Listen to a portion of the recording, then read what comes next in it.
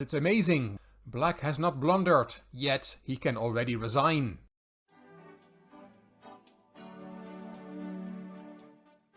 Hello chess fans, this is Rick from Chess to Impress with number 12 in the series. We're standing on the shoulders of giants, from Ruy Lopez to Magnus Carlsen, which is a series about the strongest players of their era, not just the 16 official world champions, but all the strongest players even before that. It started in the 16th century when Ruy Lopez de Segura was the strongest player in the world, when the power of chess was centered in Spain and Italy. Yes, the Spanish opening is named after Ruy Lopez, and that is also the reason it is called the Spanish opening. He was the strongest player between 1560 and 1575. Leonardo da Cutri followed in his footsteps. He was from Italy. Then Paolo Boy, Alessandro Salvio and Giacchino Greco. Then the power of chess moved to France when Légal de Cameur was the strongest player between 1730 and 1755. François-André Danican Philidor followed in his footsteps. Then Alexandre Deschapelles and Louis-Charles Mahé de la Bourdonnais. Then the power of chess moved to England with Howard Staunton, and then to Germany with Adolf Anderssen. The great Paul Morphy was the strongest player of his era between 1858 and 1862. Then the World Championship was formalized and the first official world champion was Wilhelm Steinitz. Followed by Emanuel Lasker and José Raúl Capablanca there is in red because this video is about him. You can find the earlier videos in this series in the link in the description box. I also have a link at the end of the video and I will put it up here as well. You can see the stories and the games of the people we just went through. Capablanca's successor was Alexander Aljechin, then Max Euwe, Michael Botvinnik, Vasily Smyslov and Misha Tal. Tigran Petrosyan was the 9th official world champion and he was followed by Boris Spassky. Then Bobby Fischer, Anatoly Karpov, Garry Kasparov, Vladimir Kramnik, Vishwanathan Anand, and the current world champion is Magnus Carlsen. And we don't know yet how long his reign will last. But as mentioned, this video is about the 3rd official and undisputed world champion José Raúl Capablanca from Cuba, who became world champion in 1921 by defeating Emanuel Lasker, and 6 years later he lost his title to Alexander Aljechin. José Raúl Capablanca y Graupera, that was his full name. He was born on November 19, 1888 in Havana in Cuba and passed away on March 8, 1942 in New York. World champion from 1921 to 1927, and in 1914 he was one of the 5 players first given the title of Grandmaster of Chess by the Tsar Nicholas II of the Russian Empire. Capablanca learned the moves of chess at the age of 4 by watching his father play. At the age of 13 he beat Cuban's chess champion Juan Corzo. Capablanca attended Columbia University in New York City in 1910 studying chemical engineering, but he did not devote a lot of time to his studies. In 1913 he joined the Cuban diplomatic service, which gave him a stable income and enabled him to travel to Europe. From 1916 to 1924, Capablanca did not lose a single game. He also played baseball, bridge and tennis.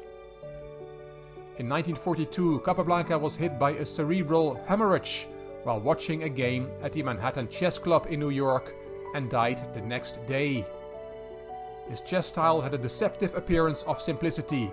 At his best, he could make the defeat of another master look effortless.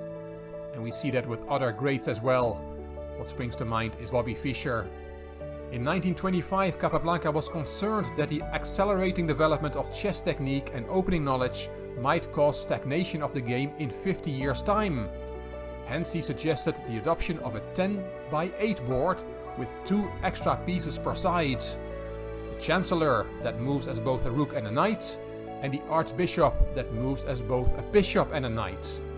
This piece would be able to deliver checkmate on its own without the help of the king. Even the queen cannot do that. Capablanca thought this would prevent technical knowledge from becoming such a dominant factor, at least for a few centuries. Capablanca was far ahead of his time. This is the grave of José Raúl Capablanca in Havana in Cuba.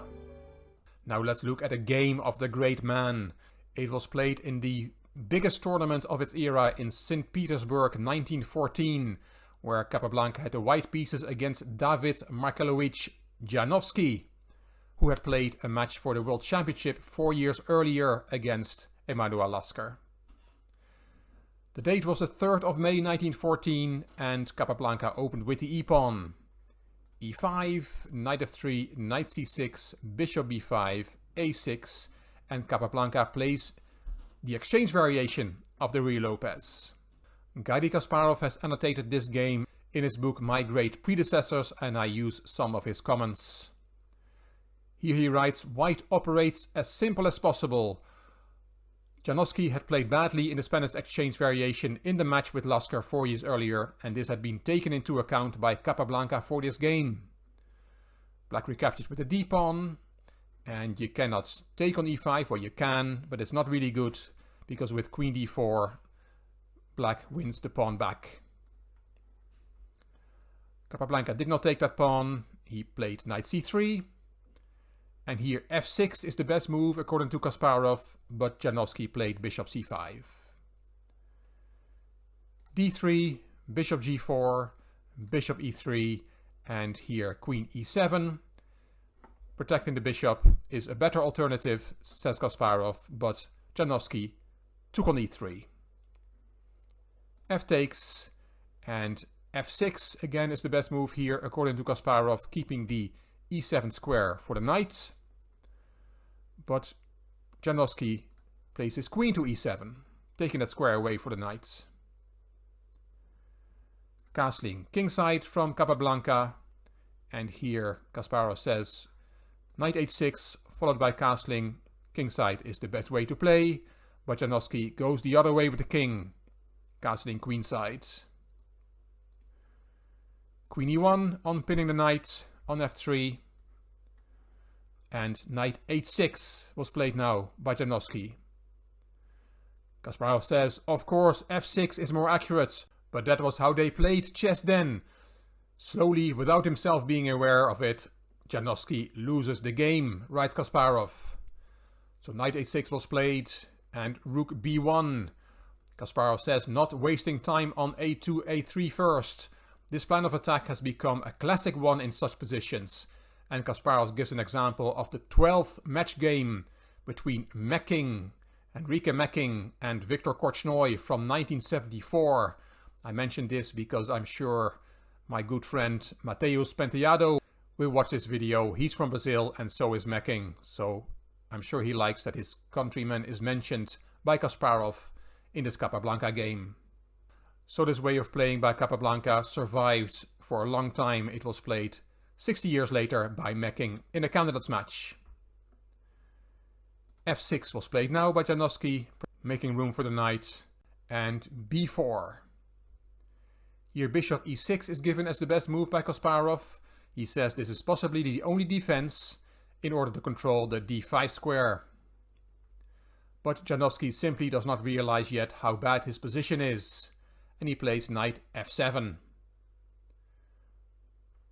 a4, going ahead on the queen side, and bishop takes f3. Here Capablanca writes that Janovsky simplifies, hoping to lighten white's attack. Rook takes and b6.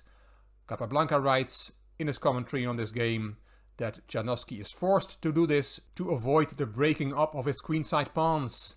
Kasparov says that the alternative was b7, b5, which is stronger, but black also then has a bad position. But b6 was played and b5 was the response from Capablanca. A pair of pawns was swapped and a5 to keep the team structure alive on the queen side, protecting the king. Knight d5, this knight is now unchallenged on this square. That's a very, very strong piece. Queen c5 and c4, supporting the knight and intending a simple and natural strategic plan with d4 and c5, explains Kasparov. And he says it's amazing. Black has not blundered, yet he can already resign. Is it really that bad? Yes, it is. Let's see how Capablanca plays this. Knight g5 from Janowski, and this is a very instructive moment. The rook is attacked, and where do you go with the rook? Going to f1 is not the right square because of knight e6. And then if you play queen c3, according to your plan, then there is suddenly an exchange sacrifice, which is very strong. Rook takes d5. That actually gives black equality. You cannot take with the c-pawn because your queen will be lost. So you take with the e-pawn, but then queen takes e3 is check. You have no time to take the knight. King h1, and the knight goes to c5, and this position is equal. Black has enough compensation for the exchange.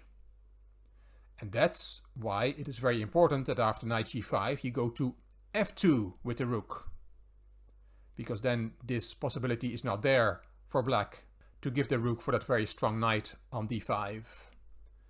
Because we see the same moves, knight e6, queen c3, and if you now take on d5, then there is e takes d5 and queen takes e3 is not check. The rook is in the way. So this is not possible for black. The knight on e6 is just hanging. That's why the rook had to go to f2 and not to f1. Very nice and instructive. So after queen c3, black had to think of something else, and he played rook d7. Rook d1 and not rook d2, because then there is the rook takes d5 exchange sacrifice again that we just saw. So rook d1 is the correct move. And here king d8 is slightly more tenacious, writes Kasparov, but king b7 was played by Janowski. And now d4, Capablanca is carrying out the simple plan. The queen is attacked, queen d6, rook c2, e takes d4, e takes d4, and knight f4. Kasparov says this loses a piece, but there is no way of saving the game. c5 is the winning move and was played by Capablanca.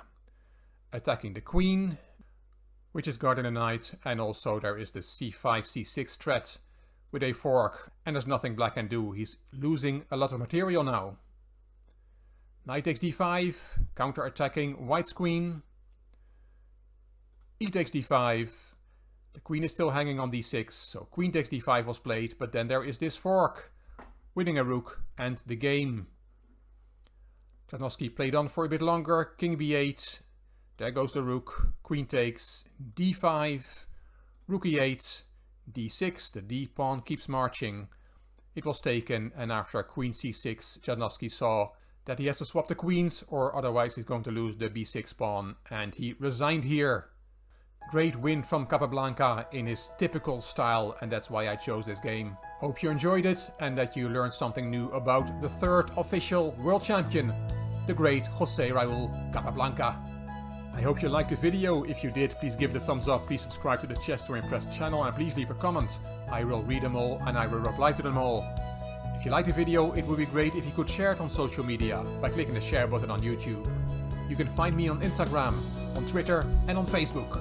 This is Rick for Chess to Impress. Thank you for watching.